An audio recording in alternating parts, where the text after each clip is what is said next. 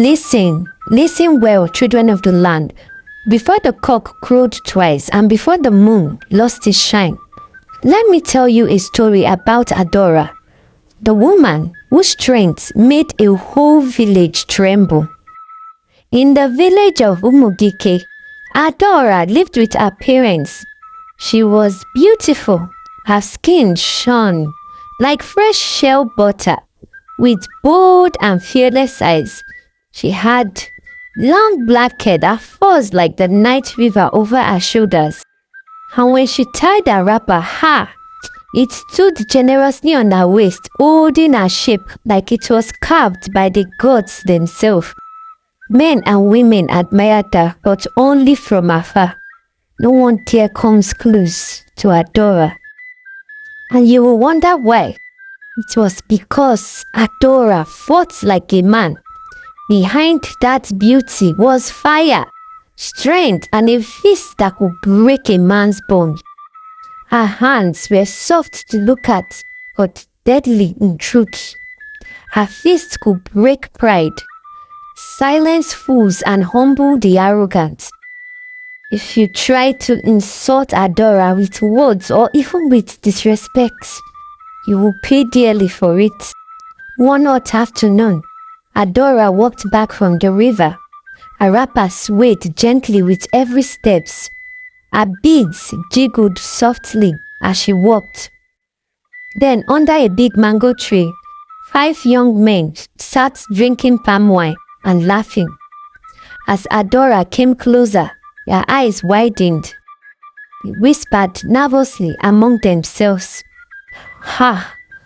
"Look at that beautiful girl called Adora," said one. "She is so beautiful, like the daughters of the gods." Another added, shaking his head, "Yes, she is very beautiful, but she is dangerous. Look at her waists, her eyes, the way she walks. But a single wrong word, and she will strike you, and you will never forget it." The men laughed nervously. Then, one foolish young man named Chike, braver or more foolish than the rest of them, spoke out loud, "If I marry that woman, it means I want to die before my time. No man would dare try it though." The others, fools, they realized their friend had spoken too loud. Adora stopped in her tracks, then turned slowly and walked straight towards him. She stood before the young man. "You, repeat what you have just said." The young man shook. I didn't mean it like that." Adora moved closer. "I said, repeat what you just said," she said again. He stammered. We were not talking about you." The others quickly raised their hands. No, Ada. It wasn't about you. We were joking. Please leave him alone."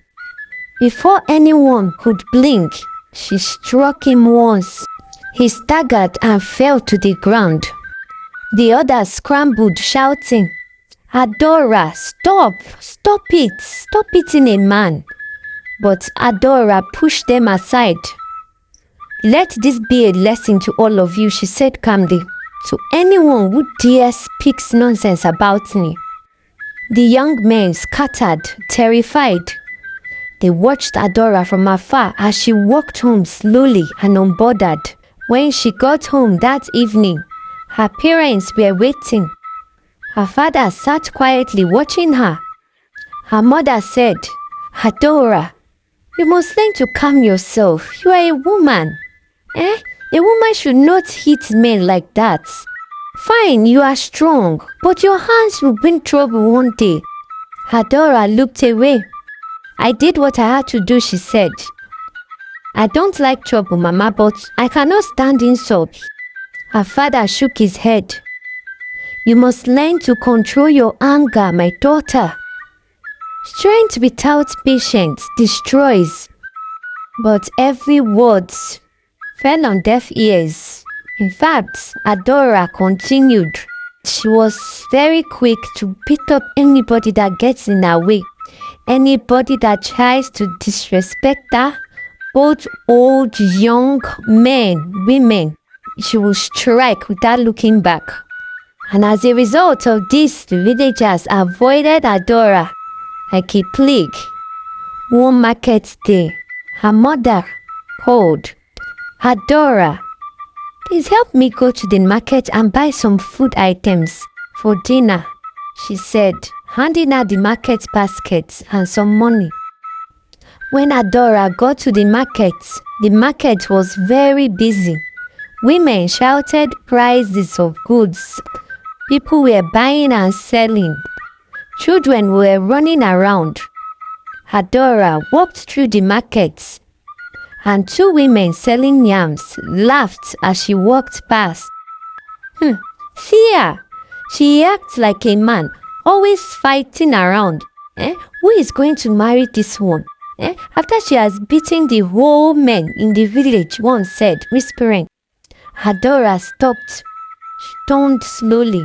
Her eyes were fixed on them. "Do you think words are free?" she said to them. "Do you think you will insult me without consequences?" In one swift motion, Adora struck. The woman fell to the floor. The second one dropped her basket and ran away. Men rushed forward in fear.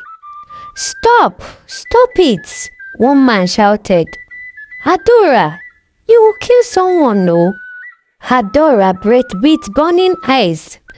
She looked at the woman on the floor, then got up, adjusted her wrapper, turned her back on the crowd, and left the market. In her heart, she felt the women deserved what they got. But that day, Kama was watching silently. Someone watched quietly from afar, a woman dressed in royal clothes that no one recognized. In all of this, Adora continued fighting. She was like, okay, if the village people will always act stupid, then I will always treat them like stupid people. Since they will not mind their business and leave me alone, I will deal with them one after the other until they learn, she thought. Several months passed. One day, Adora went to the bush to fetch firewood. As she bent down, someone spoke from behind. "Good morning," he said. Adora turned. Though she did not know or recognize the person, he was very calm, strong, soft-spoken, and very handsome. His eyes met hers. "My name is Nnamdi." He spoke gently. Something passed between them, and for the first time, Adora was very calm and shy.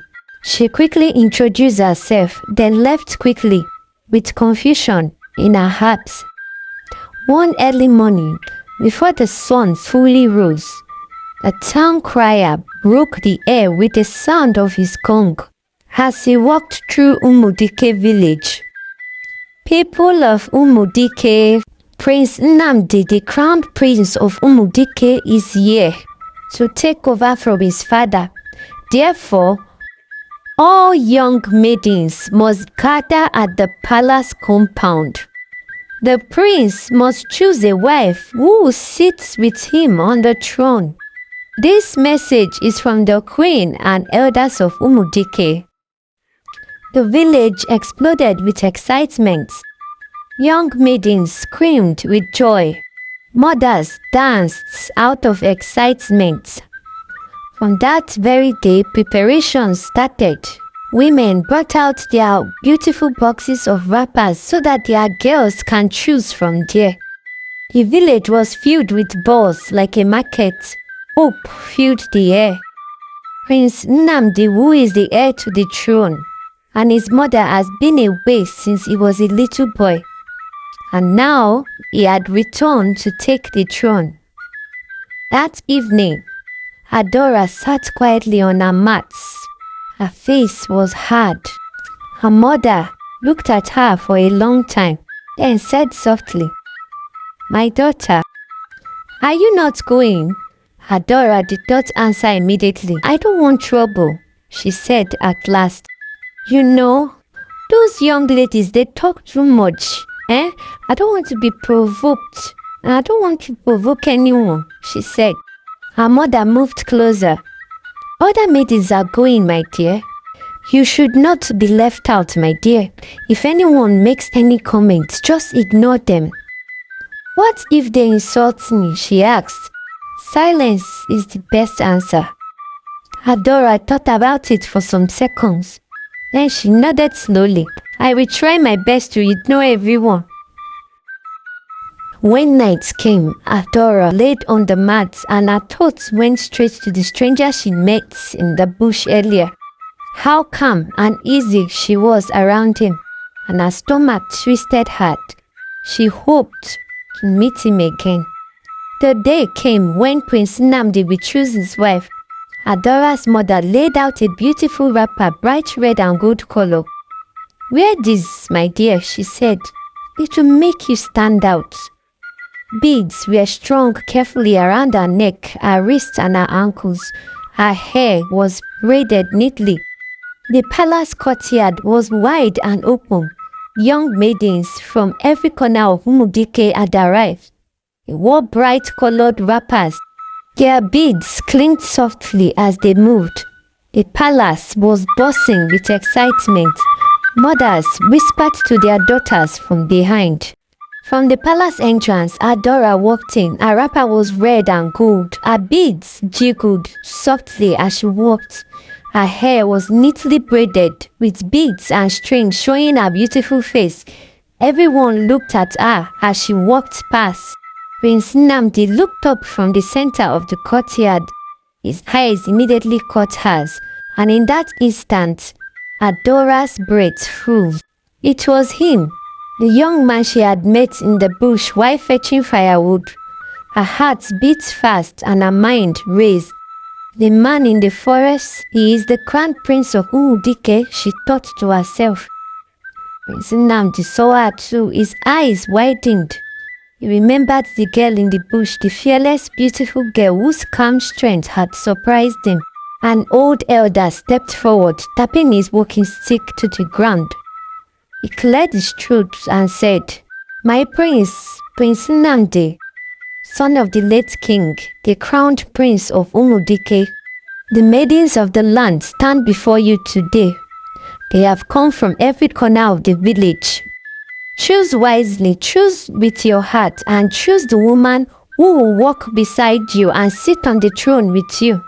Prince Nnamdi stepped forward. His eyes slowly moved across the courtyard, looking at the beautiful maidens with smiling faces. But his heart was not there. Then he looked at Adora from a distance. She was standing quietly at the corner, calm and still. He swallowed and walked straight to her. I have seen you before, he said. The crowd murmured. Adora's breath was caught in her throat. Her hands trembled slightly. She lowered her eyes, and from where she stood, the queen's eyes darkened. The queen moved forward. My son, she said firmly. Stop! You can't choose her. The courtyard froze. Mother, he said respectfully, I have seen the woman I want to marry. The entire court murmured, Adora the village fighter. The elders and mothers murmured. No, she said, my son, you cannot marry her. Why, mother? What did she do? Is it because she is poor? The queen raised her hand. My son, she continued, this woman is beautiful, yes, but beauty does not keep a man alive. She turned slightly towards the elders. I have seen her hunger, and I have seen her feast. She fights like a man. Her rage is uncontrollable. Then she looked back at her son. She will send you to an early grave, son. You need a queen who will care and love the people, not a fighter. Yes, some of the elders say. We will not accept her as a queen. She shows no respect for anyone. The crowd murmured. Some maidens scoffed. Others laughed and looked at her with pity. Adora's heart broke. Her eyes burned with tears. She bowed her head in shame, turned away from the palace and walked out. Every step felt heavy.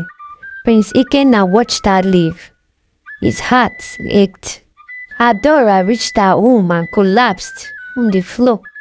Tears flowed freely from her eyes as she cried. Her mother rushed to her. "Mama, it has caught up with me. All my anger and fighting, it has followed me to the palace." Her father nodded sadly. "We warned you about your fighting. Not because we hated you, but because we love you. But you refused to listen." "I love him, Mama, and I have lost him because I did not control myself." Her mother held her tightly. For days, Adora stayed in her room. She sat alone and thought. "My anger has ruined me," she said. "I chased my own blessing away." Each time she remembered Prince Nnamdi, her heart broke. One morning, she gathered courage. "I cannot hide in here forever," she said. She tied a simple wrapper, covered her head lightly, and stepped into the sun. Immediately she entered the market. Laughter followed. "Look at the fighter. Haha, where is her fists again? Is this not the woman who beats everyone?" Men and women laughed at her. Some persons even mocked her openly. But this time, Adora said nothing. From that day, insults came, mockery followed. Her love for Prince Nnamdi softened her heart. "If anger takes him from me forever," she thought to herself, "then anger is my true enemy." From that day, no silly comments could pull her back. She chose silence. She chose patience. One evening, Prince Nnamdi sat quietly in the palace. His mind was not at peace. He called one of his servants. "Tell me," he said, "what do people say about Adora these days?" "My prince," he said, "the woman has changed." Prince Nnamdi looked up. "She no longer fights," the servant continued. "She walks away from insults. Even in the market, people mock her, and she says nothing." The prince's heart was moved. That same evening, as the sun went down, Prince Nnamdi dressed like a simple man, with no crowns and no guards. He walked quietly to Adora's compound. When he reached there, he stopped at the gate. Then he called out her name softly. She stood up slowly and came outside. When she saw him, she froze. "My prince," she whispered. "Adora," he said, "there's something I must tell you. Since the day I met you in the bush, I have not known peace. Even when I returned to the palace, your face followed me. I have tried to forget you, but I can't." Adora quickly knelt down with tears in her eyes. "I am sorry, my prince," she said. "I brought shame to myself, and I also brought shame to you." "Stand up," he said gently. He looked at her closely. Adora was different. She lowered her head and said, "My anger took almost everything from me." Tears dropped. "Adora, strength is good, but wisdom is better. I now understand, my prince. I've learnt my lesson in the hardest of ways," she said. From a distance, a shadow watched them. It was the queen. She said nothing, but her eyes saw the truth. The next morning, the queen sent for Adora. Fear returned to her heart. She went there calmly. The queen looked at her for a long time and said, "You were once fire, but now you are calm. A river that learns to flow gently will reach the sea. I hope now you have learnt your lesson and learned from your mistakes." She turned to Prince Nnamdi. "If your heart still chooses her," the queen said, "I will not stand in your way." Prince Nnamdi bowed. "Mother, I choose Adora." The queen looked at her son and said, "My son," she said, "love is sweet, But character keeps a home. She turned to Adora. You were once fire, she said, but fire that learns control keeps a house warm, not burn it down. Adora broke down in tears. She touched the ground with her forehead and held the queen by her legs. Thank you, my queen, she cried. Prince Nnamdi smiled. Joy spread like a harmattan fire. On the day of the royal wedding, everyone gathered to celebrate the couple. Drums were beating, women sang, and men danced. Adora was dressed like a queen. Her wrapper shone, her beads danced on her neck, and her face glowed with peace. This time, her beauty was not loud, it was calm. Prince Nnamdi stood beside her. The elders blessed them. May hunger never rule your home, they said, and may patience guide your steps. The crowd shouted with joy. Adora is lucky, some women say. Not every person gets a second chance. Anger may close doors forever if the heart does not change. Adora learned late, but she learned well.